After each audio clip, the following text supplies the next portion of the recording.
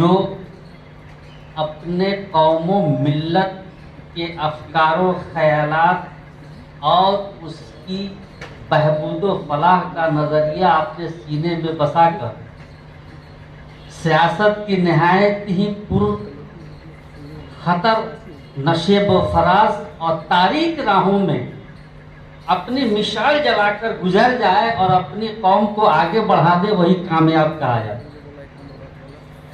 हज़रात, मुझे वो तारीख याद है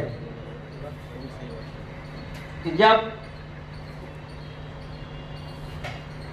पटना रेडियो स्टेशन से ईदैन के हवाले से बिलखुसूस जब कोई ऐलान होता था, वो हम हो चाहे वो हो, सारे लोग ईदैन उस पर अमल करते थे, ईदैन के हवाले। लेकिन अल्हम्दुलिल्लाह ये सच्चाई और ये हकीकत में उजागर करने में हक बजानिब हूँ कि जब से इदारे शरिया हमारा मुतहरिक हुआ और गाज़ी मिल्लत जैसा जमा मुजाहिद हमें मैसर आया, आज वो लोग अपने तो अपने बल्कि गैर भी इस चीज का इंतजार करते हैं कि इमारत शरिया ने क्या ऐलान किया, इससे बहस नहीं, इदारा शरिया ने क्या ऐलान किया और इदारा शरिया जो ऐलान करता है उस पर अमल किया जाता है।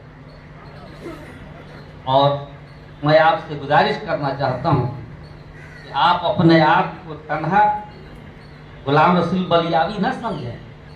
आपका कोई भी मैसेज होगा, आपका कोई भी पैगाम होगा, ये उलमाए किराम अपनी अपनी जगह पर आपकी नुमाइंदगी करने के लिए अपने अंदर गुलाम रसूल बलियावी के ख्यालात और इनके अफकार से हर शख्स मुज़य्यन है। और जहां कहीं भी आपका हुक्म होगा, ये लोग वहां तैयार भी हैं।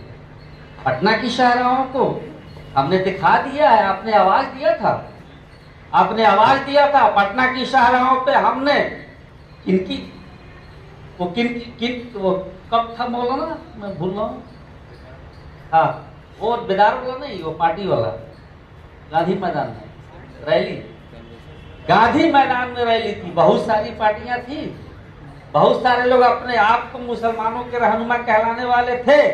लेकिन आपको पता होना चाहिए, जो लोग आए होंगे उन्हें मालूम होना चाहिए कि पटना की शाहरा पर यहाँ से लेके गांधी मैदान तक सिर्फ उलमाए किराम और टोपियों का एक हुजूम नजर आ रहा था। और ये कारनामा किसका था? हमारे गाज़ी मिल्लत। खुद नीतीश कुमार को ये मानना पड़ा तो गुलाम रसूल बलियावी ने आज मुसलमानों की नुमाइंदगी का हक अदा कर।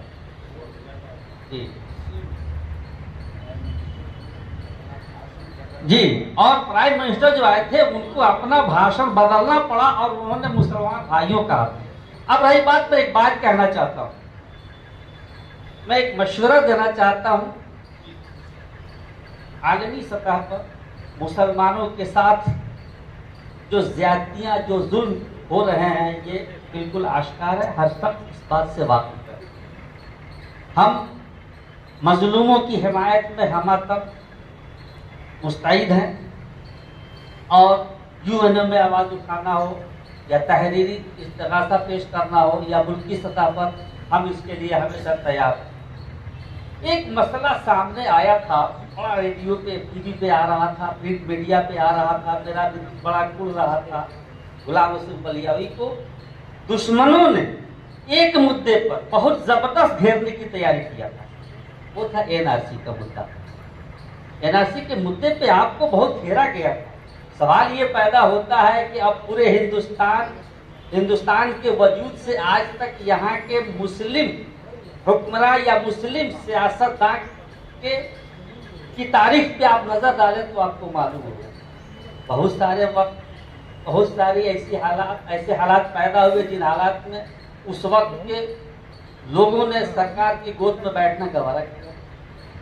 लेकिन मैं एक बात करना चाहता हूँ, यहाँ पे जो भी गाइडलाइन हमें दिया जाएगा, हमें जो भी हुक्म किया जाएगा, बिलखुसूस इंतखाब के हवाले से हम तो उसी सतह पे काम करेंगे, उसी लेवल पे हमारा काम होगा। लेकिन मैं एक बात आपको समझाना चाहता हूँ और हमारे उलमा को भी अपनी आवाम को समझाना चाहिए, लोगों को बतलाना चाहिए, इसलिए कि हमारा हर आलिम अपनी जगह एक बज़्म है और एक मजलिस है। आपकी बातें हर जगह सुनी जाती है, 200 आदमी के बीच में अगर आप अपनी बात कहते हैं तो सुनने वाला 200 जरूर होता है। हो सकता है कि उसमें 10 आदमी आपकी बात पे अमल भी करने वाला है। इसलिए बात रखें। एनआरसी के मुद्दे बड़ा हंगामा किया गया। मैं तो एक शेर कह के गुजर जाना चाहता हूँ, कुछ तो मजबूरियां रही होंगी वरना कोई यूं ही बेवफा नहीं होता। हजरात 15 साल का जमाना आप देखिए क्या किया गया। सिर्फ मुसलमानों को भाजपा का भूत और खौफ दिखा करके मुसलमानों को बेवकूफ बनाया गया। मेरे पास एजेंडा था, सारी हिस्ट्री मेरे पास, मैं आपको बता सकता हूं कि किस किस मकाम पर मुसलमानों को दरकिनार किया गया, कहां कहां इनको छांटा गया। और मैं यकीन और दावे के साथ कहता हूं कि आजादी के बाद से आज तक मौजूदा नीतीश कुमार ने मुसलमानों के लिए जो कुछ किया था आज तक किसी ने नहीं किया है। ये सच्चाई है और मैं स्टेजों पे ये बात कहता हूं। हमारे बहुत सारे बच्चे मदरसा बोर्ड की डिग्री लेकर क्या किया था 15 साल में आपने साहब, नमक मिर्च बेचने के लायक सर्टिफिकेट को बना दिया था। नमक मिर्च बेचने के लायक बना थे, कीड़े खा रहे थे, मकुड़े खा रहे थे, दीमक लग रही थी। 15 साल हमने यही ना देखा है। लेकिन जब ये सरकार आई है तो इसको रोजी रोटी से जोड़ दिया। बहुत तफसील में मैं नहीं जाना चाहता। एक बात मैं और बता देना चाहता हूँ, क्या किया, मुसलमानों के लिए 10% जो रिजर्वेशन था वो दिया, प्लस 10% उर्दू के लिए रिजर्वेशन दिया।